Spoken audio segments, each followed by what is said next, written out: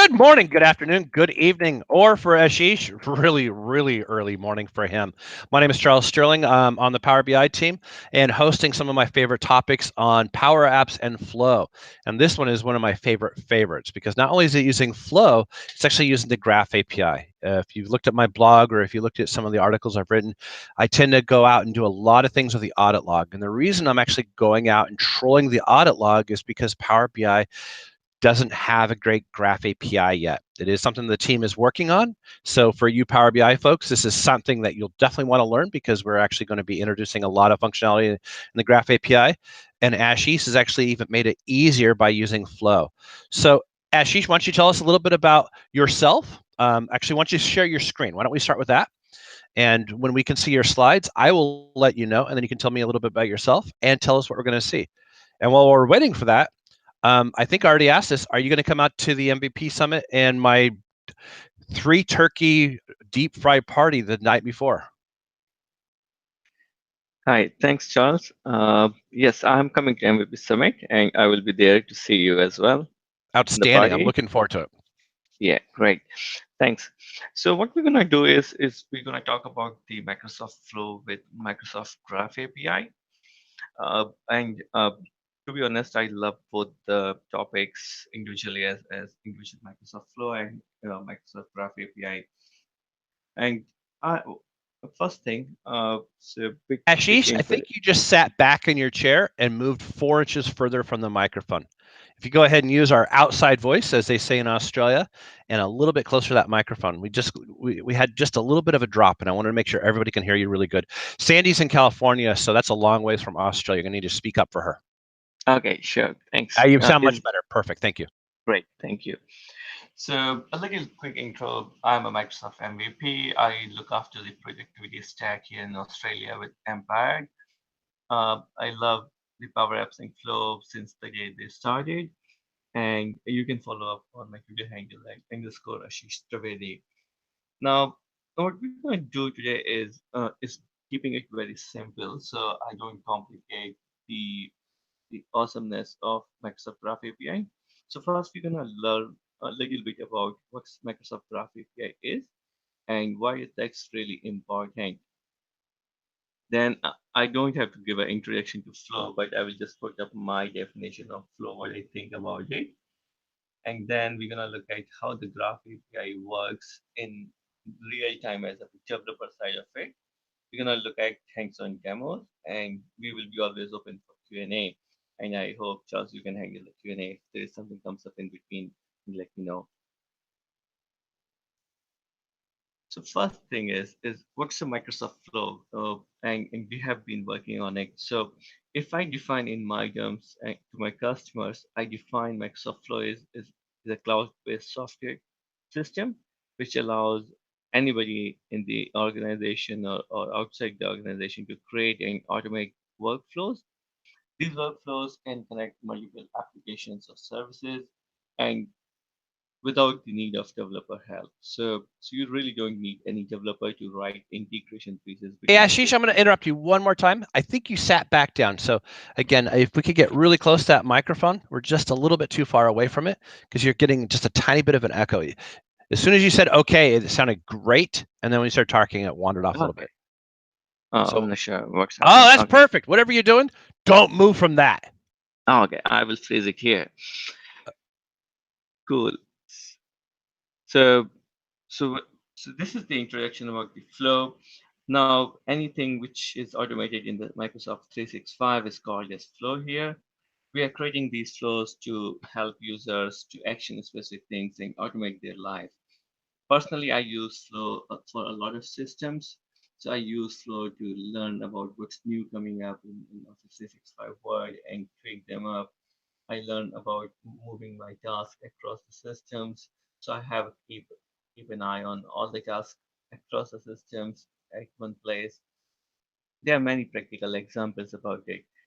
But what we're going to talk about is how Microsoft Graph works with Microsoft Flow. So in terms of Microsoft Graph API, it's a single REST endpoint for anything in Office 365. I can say in very simple terms. So if you want to access any information, any intelligence, any insights about the Office 365, you can always rely on Microsoft Graph API. So you can see your information from multiple systems.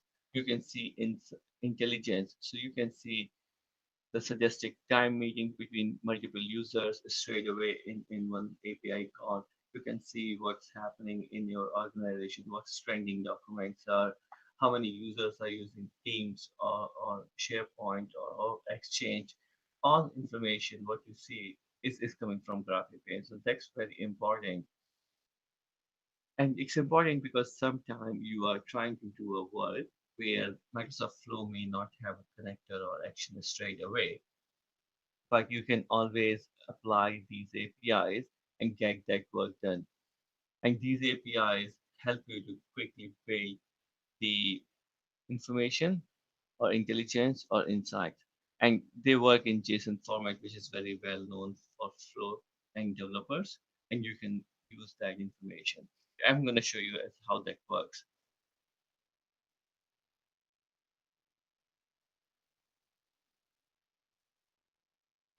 Okay, so this is a pictorial representation as how Microsoft Graph API works in the world of Office 365. So you have your information around you, conversations, organization information, and connections.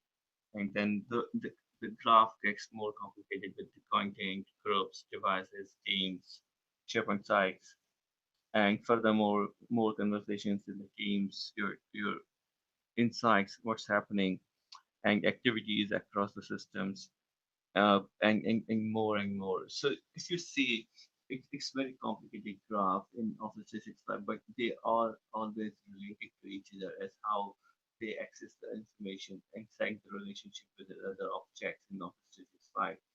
So everything starts with me, and then you can revolve around yourself as your calendar contacts and reportees and managers, and then you can go to your other users or Office 365 via that channel, and then check their messages or check their calendars, invites.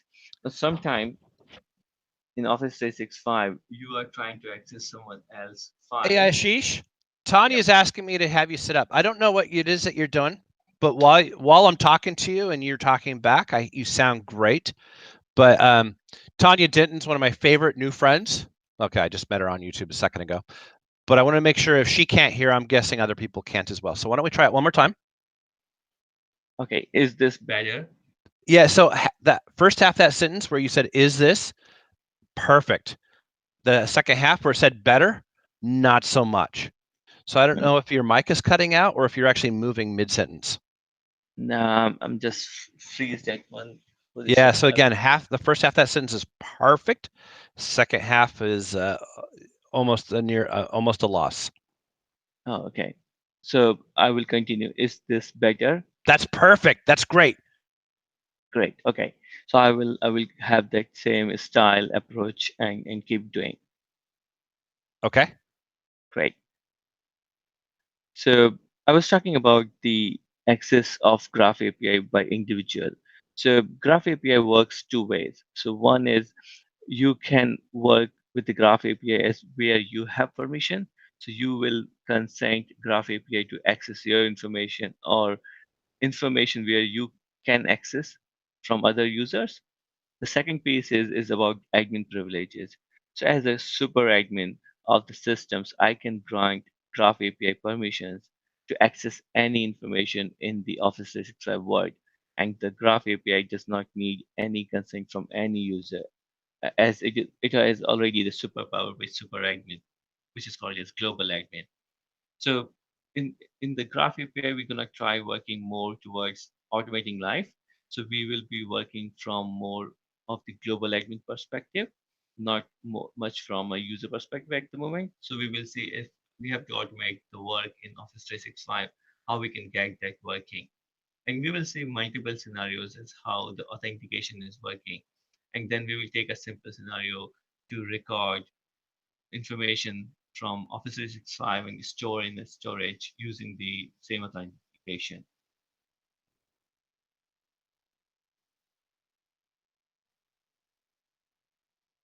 So this is a summary what I have been talking about. So you can access your any information or any organization data from one endpoint with one authentication token. And as I mentioned, you name the service in Office 365 and it is available under the Graph API call. So, and honestly, there are few services like Planner and OneNote. They are exclusive to one Graph API. There is no other direct API available to access Planner or OneNote or a couple of the other services in Office 365 work. You have to have rely on the Graph API always. And you will see the flow is enhancing its connectors and actions over the period of time. And sometime you will see they are available, then you can move away from using Graph API to a built-in connector maybe, but that may come down. So I was talking to a customer recently, and then I was looking at scenario that where we have to create teams for them, and we would like to automate that part. When I looked upon the flow and actions, I couldn't see a create team at that moment. And then what we have gone ahead is used Microsoft Graph API to automate that provisioning. So the Graph API within the flow can help you automate a lot of things which are not available right now, but maybe you can move later down the track using the built-in connectors. Now, in the Graph API, it's a REST API, and you have to make sure that you call the the correct endpoint with correct parameters and correct information on sharding or uh, defining the top or whatever you're trying to for, filter the information. So you have to build the graph API call, and for that, the rule is first thing is graph.microsoft.com. Then you define the get a post a patch method. Then you define the version. Now, there are two endpoints in Graph API. One is a V1 endpoint, which is general available endpoint, and there is a beta endpoint. So if you're working on something, you want to try something, try in the beta. But as you know, there is no surety always that you get that API in the production release or general available.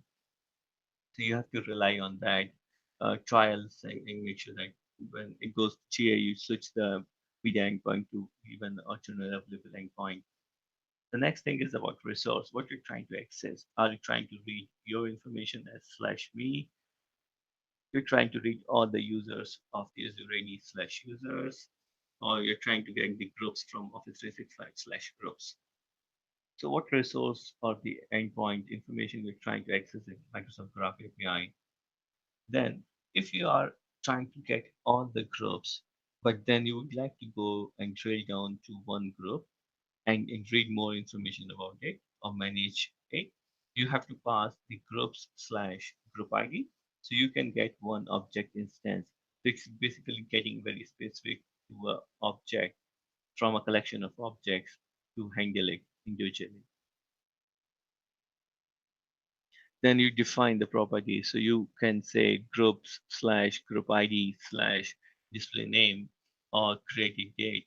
So you can read that information specifically. So the properties which are associated with the objects, you can read that information. Then you can define the query parameters. So so when you're trying to get all the users in the organizations, you may want to order them by display name. So you have alphabetical sorting automatically in your query. You don't have to do that post getting that results. Or if you're trying to get the insights and you would like to see the top 10 users of SharePoint or top 10 uh, and sites which are being hit, you can always pass a parameter as top 10, and you get all that sorted information always from the endpoint itself. So it's not post provisioning the request, it's about with the request you can filter the information what you need itself. Now as Hey, a Ashish. yeah. So, um, we're still fighting this audio problem, and Oh, John and Tanya are back to not being able to hear you again at this point. Right now, you are speaking conversationally. I'd like you to actually, you yourself, pick up the volume. I want you to actually project louder into your microphone. So wherever you're sitting, I just want you to speak louder. Can you try that for me? Okay, can you hear me better now? We can hear you better now, but I still want you to project louder. Not your Okay, microphone level. I want Ashish to speak louder. Can you do that for me, Ashish? okay.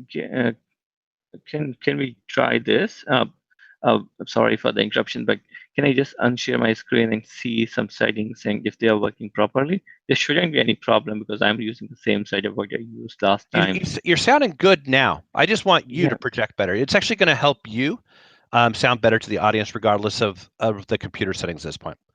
So just speak Okay. a little bit louder. Okay. I will try to be more louder, not wake up my neighbors, if there is any up as well. So I hope this loud noise is or the loud voice is enough to go through. Yes, that sounds a little bit better. Thank you. Great. Okay. No worries. So I have to slow down a bit speed as I speak louder. So in Microsoft Graph API, when we are using it, they are available in the Azure AD application based. So we have to create an application and give application some permissions based on the Graph API in Azure AD. So we will see those as steps when we go through the demo as how we create an application in the Azure AD, and then we give the permission to access certain information in Office 365. And as we will be doing the super global admin privilege authentication and consent, we will see how we can give the consent as well to the application at the same time. Now, as I talked about, there are user and admin delegations. So we will be mostly talking about the admin delegations at the moment. We will see, or we can see later down the track, how the user consent works with the Graph API in the Power Apps and Flow while we are working on it. That will be very specific to automate your work, not automate the entire Office 365 process informations.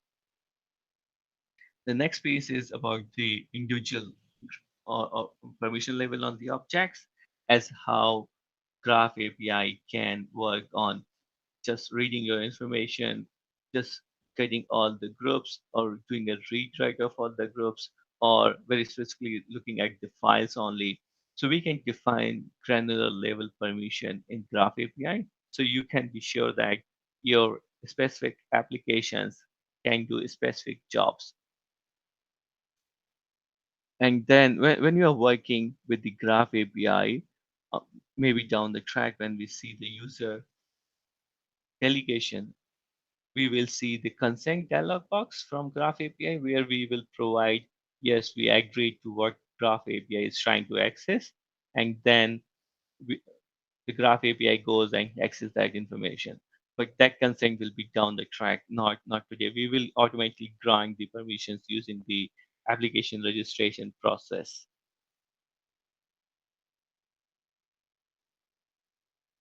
Okay, so I will be switching the screen from presentations to the demo.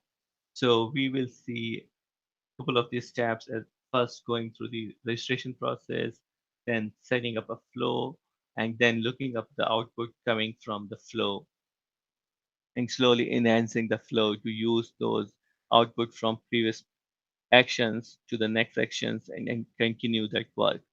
So I will switch on from the screen.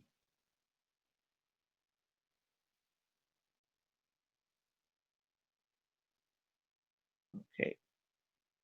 Let me know when you can uh, when you can see the screens and when there are any issues on the audio. The audio sounds good, and we're looking at your desktop with the beautiful blue window background, and now we're looking at a SharePoint site that says Power Apps and Flow Demo.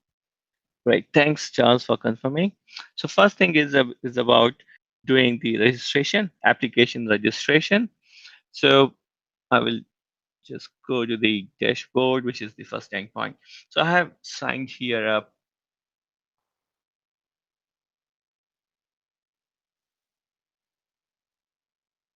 Yeah.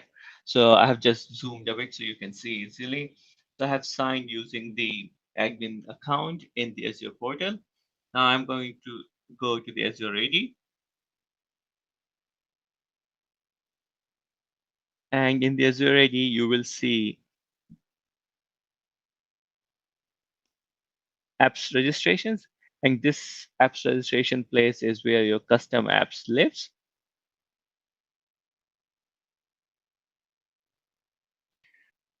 You have to make sure that you switch the filter from my apps to the all apps, because when somebody else is working on an app and you already have an app, you can reuse those apps with different permissions. So you have to find out how many apps are there, and you can manage them individually. Now, I have tried this app already. So what I will go and I will create a new application registration so we can see what happens and what processes are there.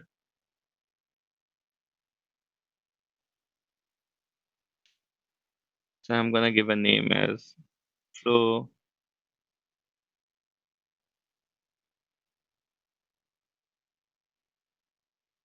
flow demo graph, and it has to be a web API. Now the sign on URL is not necessary here, but you have to give a valid URL. Why it's not necessary? Because we are not coming back to any URL after signing into it. It's just for defining the graph that, okay, we are just setting it up as a web API. It's very important when you are building a custom application and you have to come back to your application after the authentication.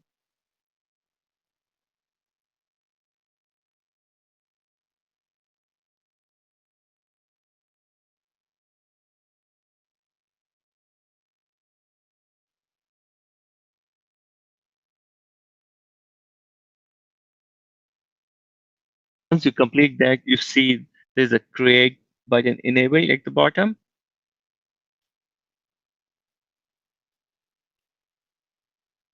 Now my application is created, but it's just a registration of the application. So what I have to do next is set it up for the Graph API.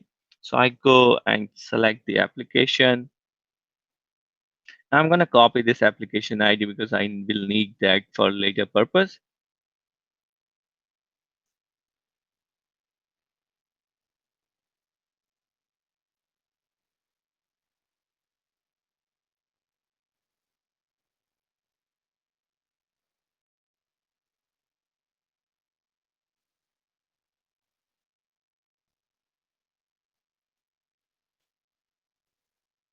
And at the same time, I will need the tenant ID. So while I'm in the Azure AD, I'm going to just copy my tenant ID as well.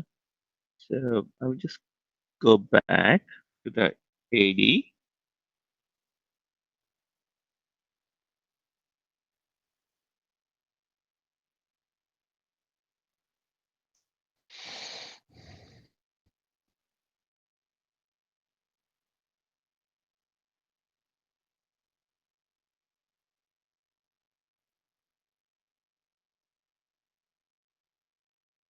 And for people actually wanting to do a deeper dive into just app registration, I saw that Guy in a Cube released a video on that this morning. So there's some caveats to doing this for Power BI. Oh, there's your app ID. There you go. Yeah, it just sits there and you have to just find out the properties in the Azure AD and you just get it easily. And then I go back to my app registrations. And then again, as I show you, it comes to the My Apps. I have to switch it to the All Apps. And then I go to My Apps. And now I jump on the settings. And then the important thing is about the required permissions. So I'm going to define what permissions it has with the Graph API. So it has already Windows Azure AD permission to do the registration. The rest I have to manage myself. I'm going to jump on the add. First is selecting the API. So you will see a lot of APIs because there are a lot of services in the Microsoft 365. Graph, next. Then here I'm going to do a two permission setup. So one is about registering and signing as a user, and the next one is about getting reading all the groups.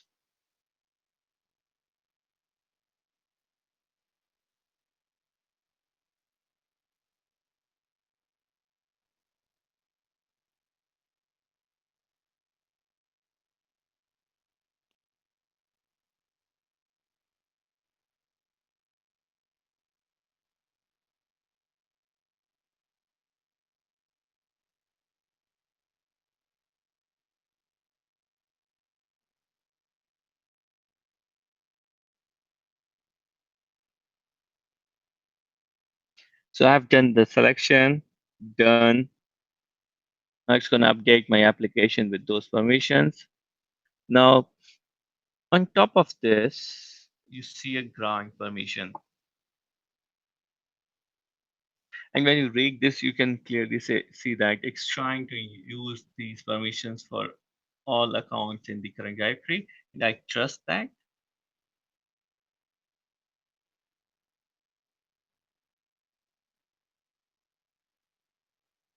Now, after that, I have to create a key or a app secret so that I can use it in my application.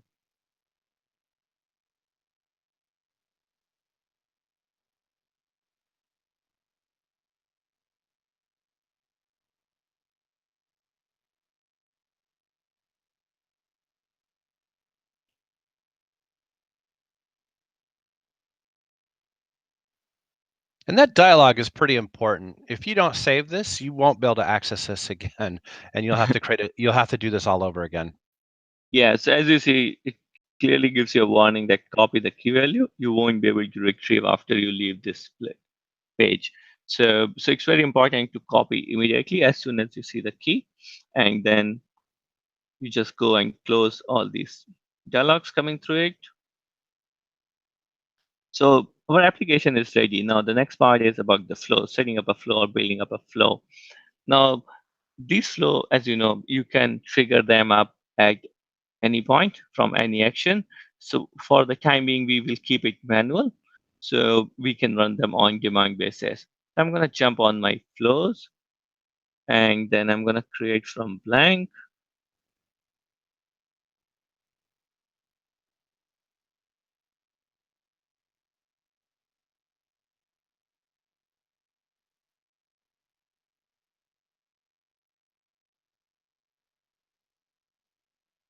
I'm just going to select and delete it so that I can create my manual. So I'm just going to go delete and then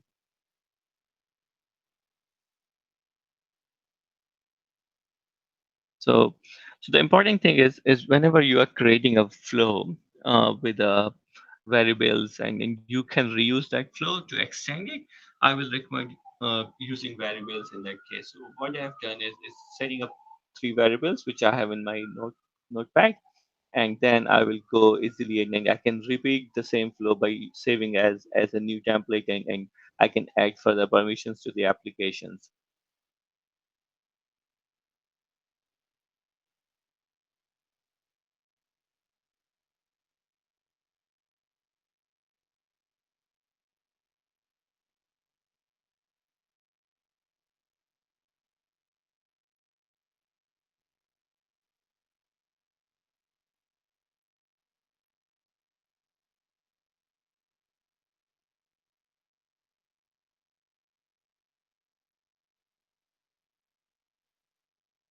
I'm just going to do it for all three.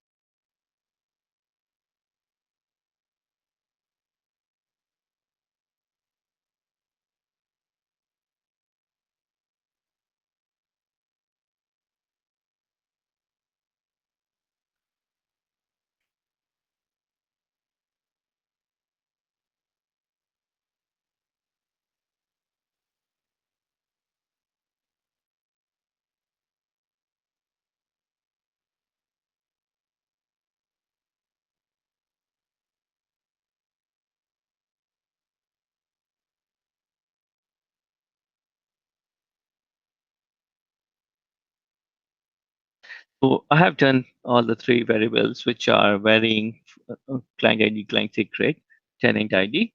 Now, to do the authentication, I have two ways to do it. So either I can jump and do a HTTP post to a logon.microsoft.com URL with the OAuth token, or I can use the Active Directory authentication. So first, I'm gonna show you the very basic one, which is and very simple as well, which is the Active Directory based authentication. Give me a second. So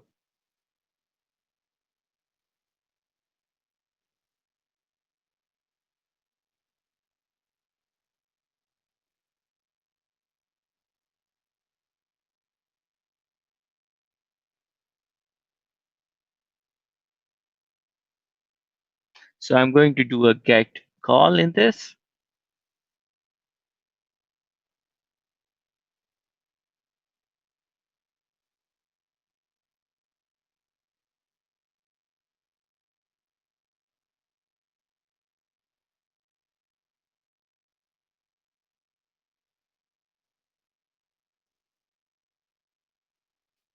So I'm going to get all the groups in my system, and I will just order them by the display name. So it's much easier for me to read by the alphabetical order.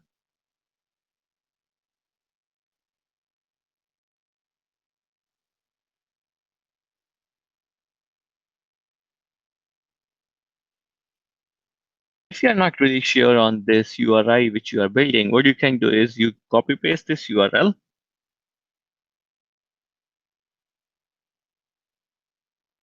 to the graph.microsoft.com, and you can see the Graph Explorer over there.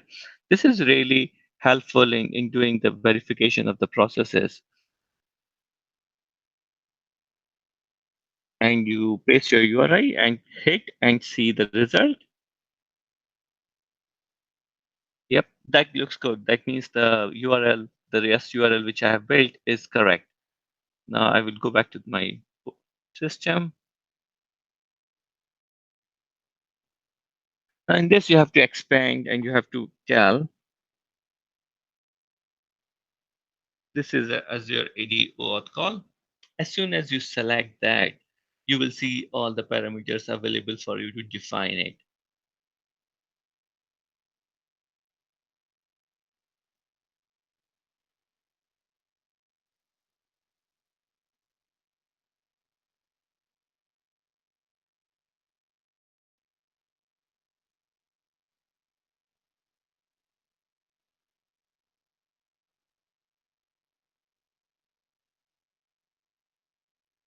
So I'm just going to define audience as graph.microsoft.com because I am going to hit that endpoint. And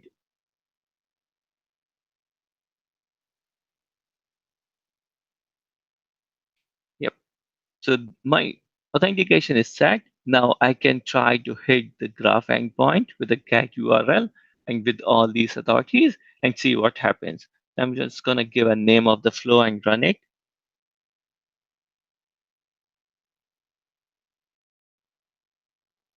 Okay.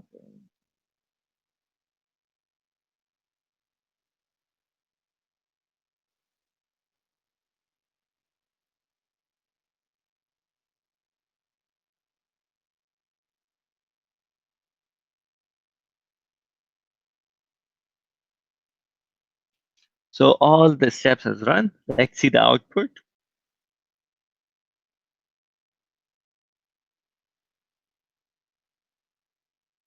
Yep. So it can fetch all my groups in my organization, order by display name, and connecting via OAuth to the Azure AD directory. Now, the other way is what you can do is you can do a post call as well using the same token. So let me quickly show you that. Rather than creating a new flow, I will show an existing flow. It's much easier.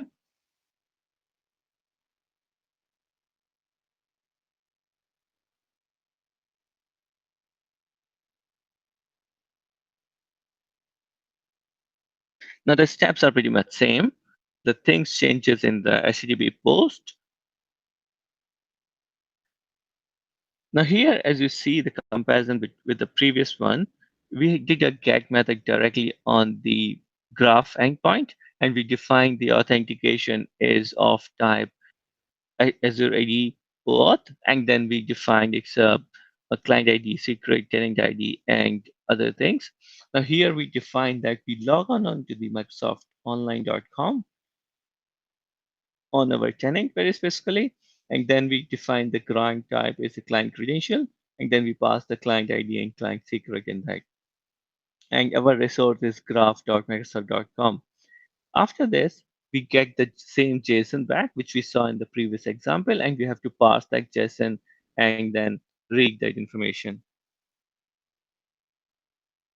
Sorry. So in this example, we get the BREG token, and then we do the BREG token call to get the groups. It's a two-step process here, while the previous one was a one-step process. So based on this scenario, you may want to get a BREG token and do multiple things in parallel, or you would like to do them in sequence by getting the BREG token and then calling the other services as a get method. So these were the two examples. Now let's go and read the groups and try to store them in SharePoint. I have done a testing, so I can show you that as an output. So this is a list where I am going to read all my groups and write into a SharePoint list. Let me delete them. Yep. So my list is clean. There is no information. What I'm going to do is I'm going to use the same process to do the end-to-end workflow. Now I'm going to just enhance the existing workflow so that we don't create the entire process here again.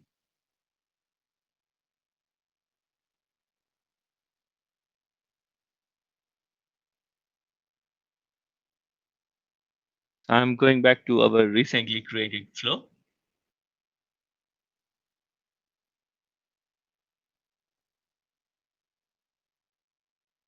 which is a demo one auth. So we were able to see the groups coming over here. Now what we need to do is we need to get the JSON parsing so that we can read the group's attributes properly and then apply a statement to go through the loop and create a SharePoint list item.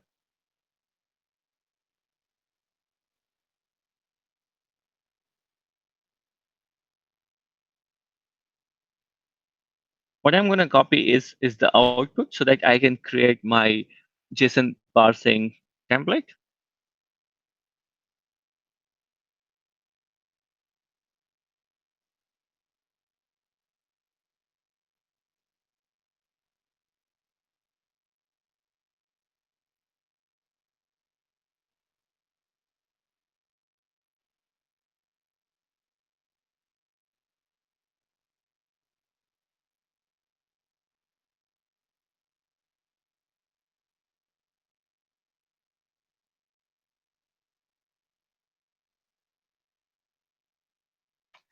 Now, since we were able to read the groups, now what next is for me is to parse it.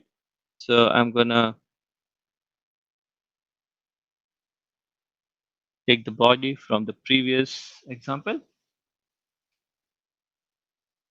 Now in the schema, uh, this can vary. I will always recommend when you have a specific scenario, you take the output body of the previous step and then generate this schema.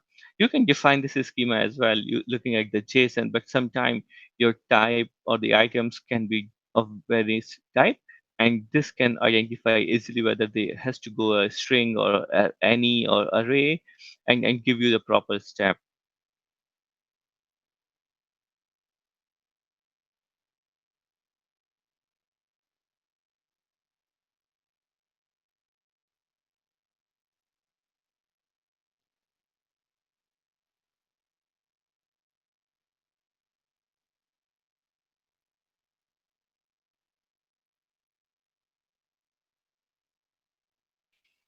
Now in the JSON, we will get the value because that's the array which will have all the groups. Now on the value,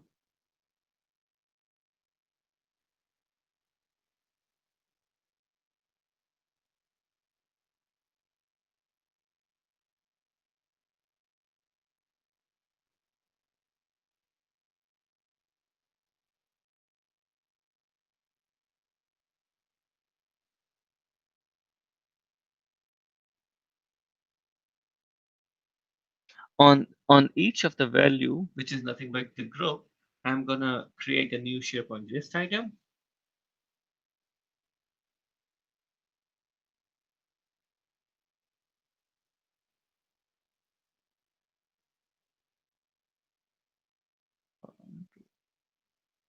Value.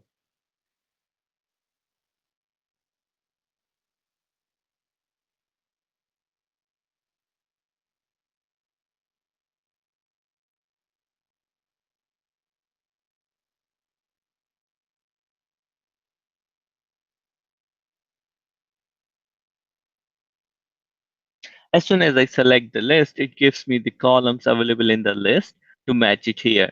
Now, the columns which I have created are with the same property name as the groups comes back, so it's much easier for me to just add them back. So I'm just gonna add a couple of the columns.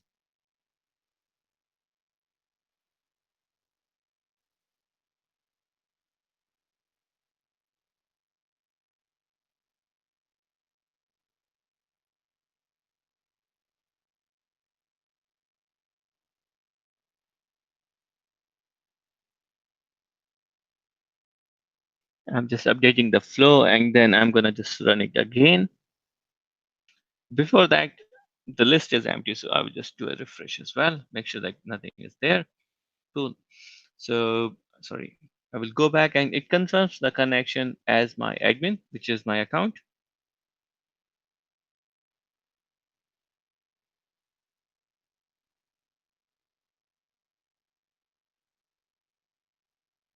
Running.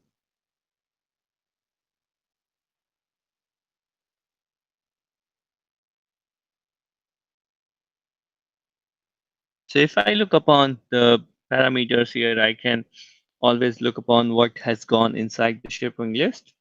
So the first group was external user with all the four property mapped. The next group was the staff hub provisioning user and the group details. Let's go to the list and see that information.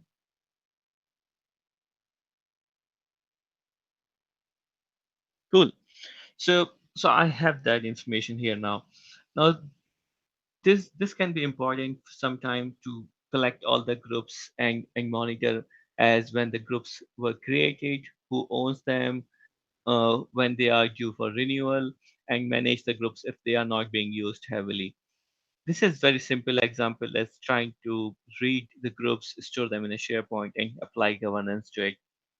Graph has more capabilities, and they go very advanced level called as groups delta query. So now after once you set this list with all the groups, you can get the group delta query and you process only the new, changed information of the groups. And you can always save that data query link to a file in SharePoint, and then always you know next time when the flow is running which data query to be hit.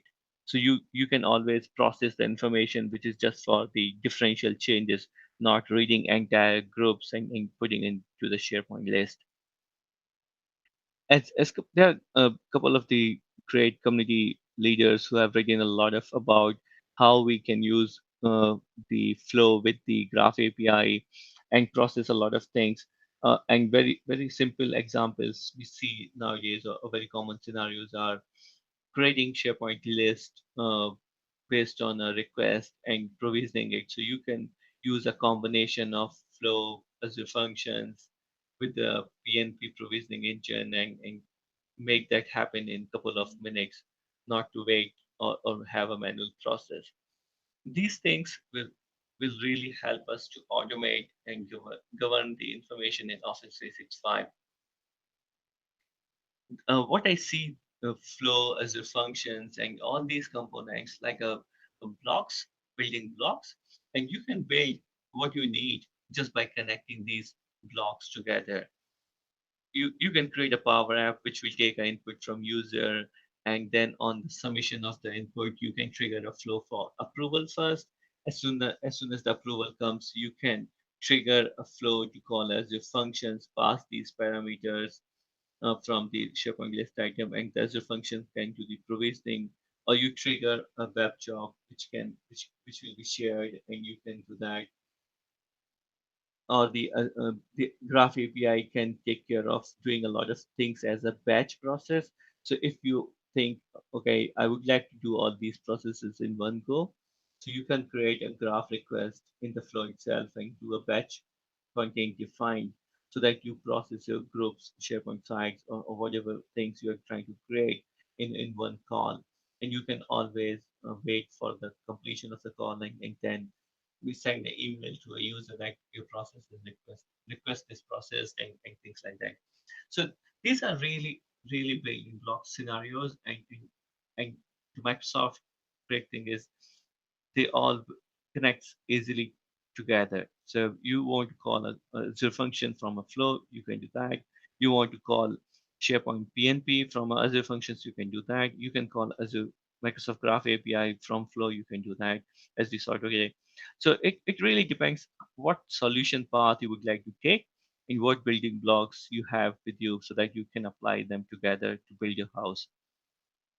Now, having said that, we saw all that happening, the possibilities, and then wanted to keep it very straightforward to understand how the flow works with the Graph API and how you can take it and make next things.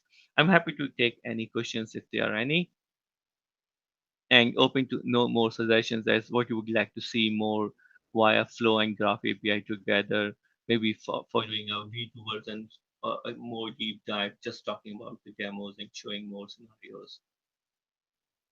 So Hashish, thank you very, very much. Actually, between John and Lou, John Levesque and John Liu, they've actually been handling the questions and asking the questions amongst themselves. So I think we're all caught up in that. John, by the way, is actually going to be joining me, I think, next week for another set of webinars. Hopefully, the Australian connection for the electrons is going to work better for him. And I schedule a little bit later, so he doesn't have to wake up quite as early as you. So thank gods for that in his alarm clock. But no, it looks like you've answered all the questions. People were saying that the demo worked a lot better because they didn't have to struggle with the audio. And this is pretty cool that we can go out and actually request information from the Graph API directly from Flow. So if you actually want to know how to go out and do settings, I was actually working with Paul on a webinar a couple of weeks ago where he was actually going out and setting permissions and actually adding people. So you would actually go out and request that information from the Graph API and then using Office APIs to go out and set those permissions. So very, very cool stuff. Hashish, I'm going to give it to you to close. And thank you very much for actually joining me today. No problem, Charles, and thanks a lot, and really appreciate your support, and looking forward to the next version. All right, and I'm looking forward to seeing you at the MVP Summit. Thank you very much, guys. You have a great day. Thank you. Bye.